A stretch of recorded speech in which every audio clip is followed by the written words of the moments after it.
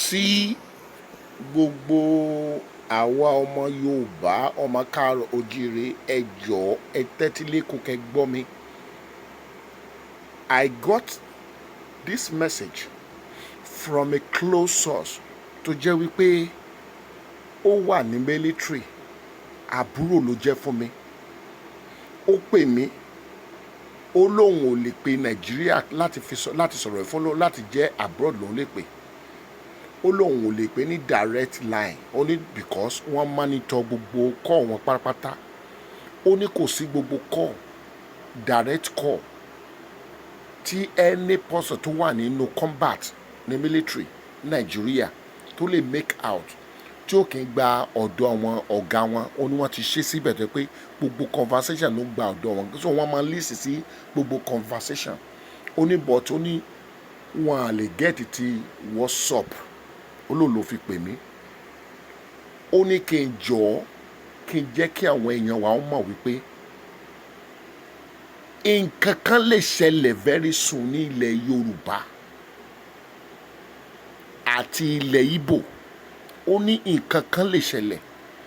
Ó lóun tí ìmọ̀ ni wọ́n sì ń sọ ní kákọ́ọ̀sì wọn ní báràkì ni pé ó likely pé kí wọ́n fẹ́ ṣọ́ọ̀vù wọn, wọ́n fẹ́ kó wọn lọ sí north. Wọ́n máa tún kó àwọn míì wá, àwọn set of military young soldiers. Wọ́n máa kó wọn wá sísàlẹ̀.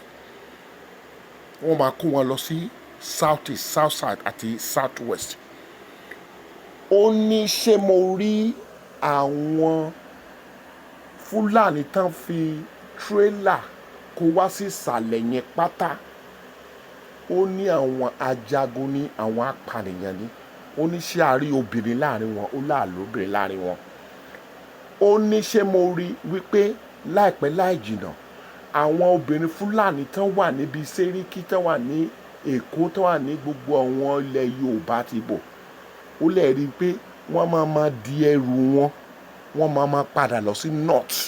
Ó láwọn obìnrin àti ọmọ kéékèèké wọn ni pé wọ́n máa kó wọn lọ, wọ́n ti sọ pé ká máa pa sí north àwọn obìnrin wọn àti àwọn kéékèèké wọn, wọ́n máa kó wọn pa lọ sí north àti àwọn àgbàlagbà, àwọn arúgbó wọn. Ó ló máa kó àwọn ọ̀dọ́ sílẹ̀.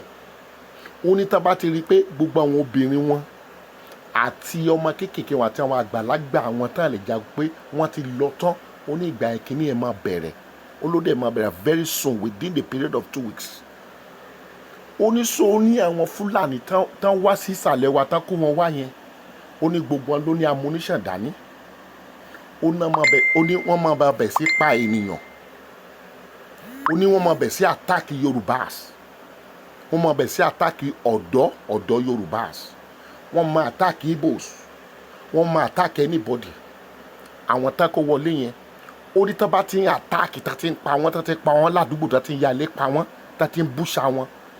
Ó ní àwọn èèyàn wa máa kígbe oró, wọ́n ti pa àwọn èèyàn wa. Ó ní federal government àwọn pretend nígbà yẹn ni pé náṣẹ́ máa wá move for wọn new soldiers wọlé pé láti lè wá stop àwọn tó ń pànìyàn yẹn. Ó ní irọ́ ni o. Ó ní game tí àwọn military, àwọn government tán fẹ́ play fún Yorùbá ti bọ̀ nìyẹn. Ó ní wọ́n á ti pààyàn gan, ó lè jẹ́ 2 days wọ́n máa pààyàn gan. Ó ní wọ́n máa sọ pé wọ́n fẹ́ deploy àwọn army wá kó lè wá stop wọn. Ó ní irọ́ ni. Ó ní àwọn army àtúwá wọlé. Ó láwọn èèyàn ò ní stop. Ó ní ẹ̀sìn wọn máa pa ènìyàn. Ó ní wọ́n fẹ́ reduce population Yorùbá àti Ìgbò sọ pé àní lè lẹ́rù ní rí ẹnu sọ ọ̀rọ̀. Ó ní game wọn nìyẹn o. Ó ní ká jọ kẹ́ everybody kó lọ ready o. Ó ní kékulé kó sọ fún toko. Kẹ́ everybody kó lọ ready. Ó ní tí ẹ bá lè sọ fún àwọn OPC tó wà ládùúgbò yín kó kálukú sọ fún wọn pé ká ready fún wọn, ká má sùn. Ó ní ká má sùn péye o. Ó ní ká má sùn àtọ̀ péye. Ó lóru náà àwọn bẹ́pẹ̀ ọmọ bẹ̀ sí attack, tán máa jálé, tán máa bẹ̀ sí pa ènìyàn. Ó tán máa bẹ̀ sí pààyàn. Ó ní tójú bá ti mọ́ wọ́n á sá lọ. Wọ́n á sá lọ. Ẹlẹ́ni rí wọn mọ́. Ó ní sọ wọ́n tí wọ́n mọ̀ pé Yorùbá máa attack padà pé àwọn Fúlàní ló ṣe é. A fẹ́ máa attack wọn lọ máa pa ìyàwó wa àtàwọn ọmọ kéékèèké wọn. Ó ní wọ́n lè ti kó wọn padà lọ sí north. Ó ní kí o kálukú sọ fún àwọn OPC àdúgbò àtàwọn boys vigilante àdúgbò ká má sùn péye o.